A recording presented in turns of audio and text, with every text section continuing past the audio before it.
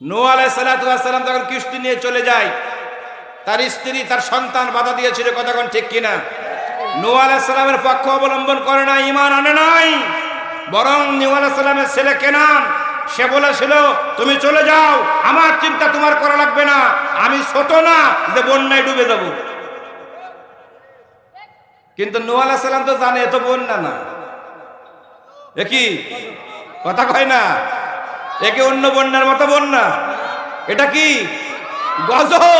এজন্য বলছে বাপ ও ভুল করিস নে, আমি বলতেছি তুই বাঁচতে পারবি না, বলে তুমি যাও, এই দেশে অনেক পাহাড় পর্বত আছে, আমি তার উপর দাঁড়ায় থাকবো না। নূহ আলাইহিস সালামের কিস্তি যখন চলে গেল, নৌকা যখন চলে গেল, চারিদিকে যখন পানিতে প্লাবিত হয়ে গেল,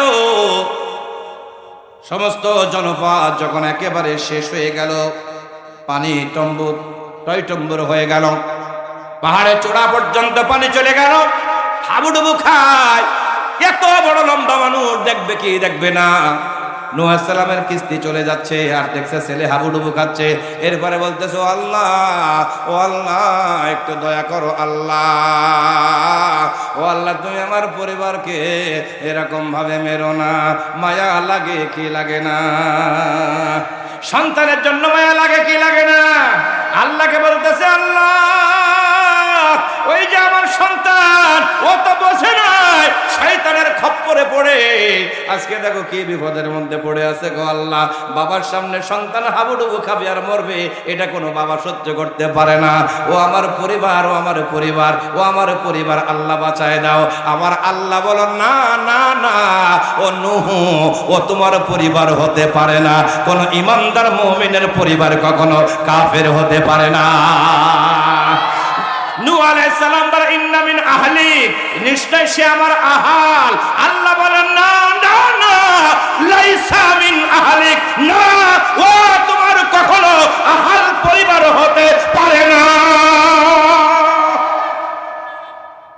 ইমানদার কখনো কাফেরকে সমর্থন করতে পারে না, কাফেরের বন্ধু হতে পারে না, মুনাফিকের বন্ধু হতে পারে না, মুশরিকের বন্ধু হতে পারে না।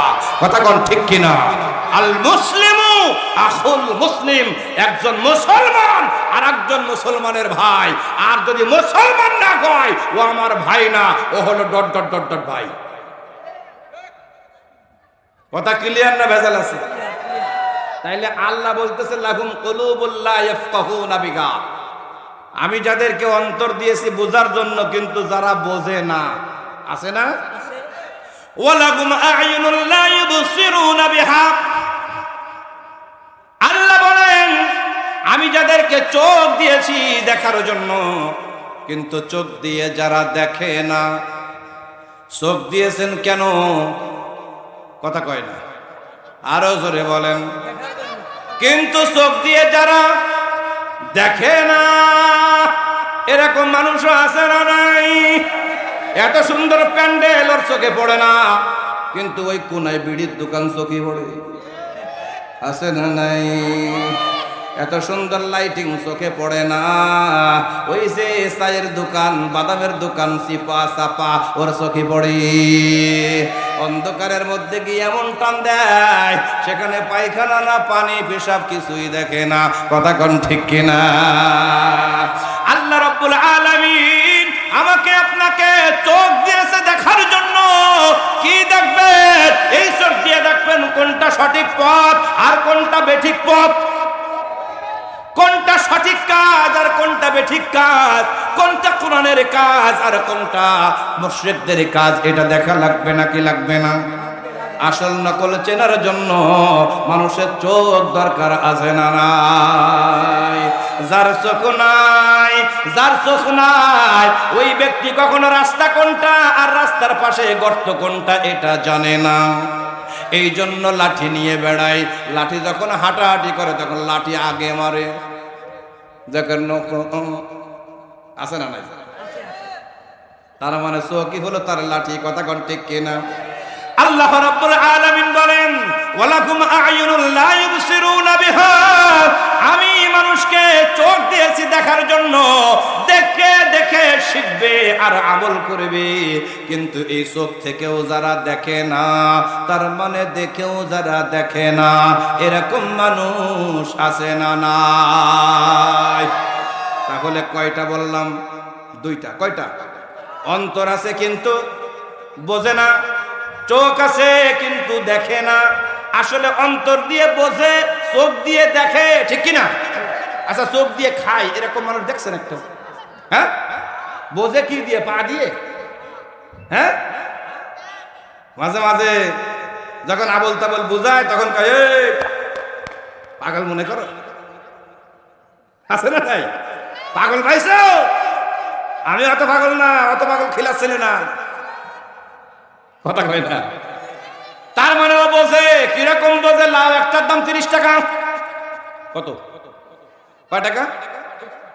20 টাকা, 30 টাকা, 50 টাকা, যাই হোক না কেন, যদি 10 টাকাও হয়, তারপরও লাউ কিনতে গেলে পিছনে সিমটাই। কি জন্য সিমটাই? না বুঝে, কথা কয় না। সিমটাই কি বুঝে না না বুঝে? কথা কয় না।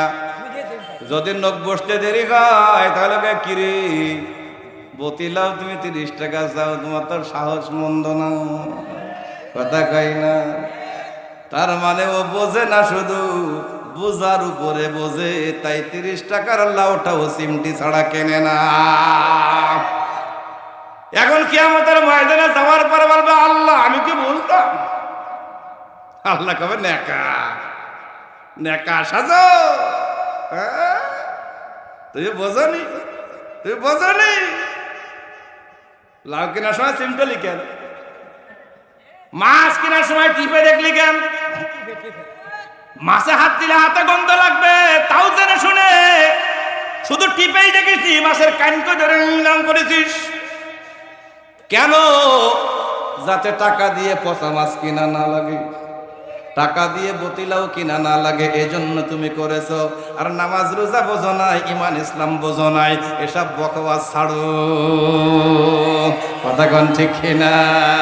এরকম আইত বুঝ না, এরকম বেশি বোঝা মানুষ জমিনে আছে না নাই? তার মানে বুঝমানো আছে, চক্ষুষ্মানও আছে। এই দুইটা পাওয়া গেল। এরপরে আল্লাহ বলে ওয়ালাহুম আযানুল লা ইয়াসমাউনা বিহা, আমি মানুষকে কান দিয়েছি দুইটা, কিন্তু ওই কান দিয়ে তারা শোনে না। কান দিয়ে তারা, আচ্ছা আসলে কি শোনে না? কথা কয় না, শোনে নাকি শোনে না? তাহলে আল্লাহ এই কথা বললো কেন যে কান দিয়েছি কিন্তু মাগার শোনে না?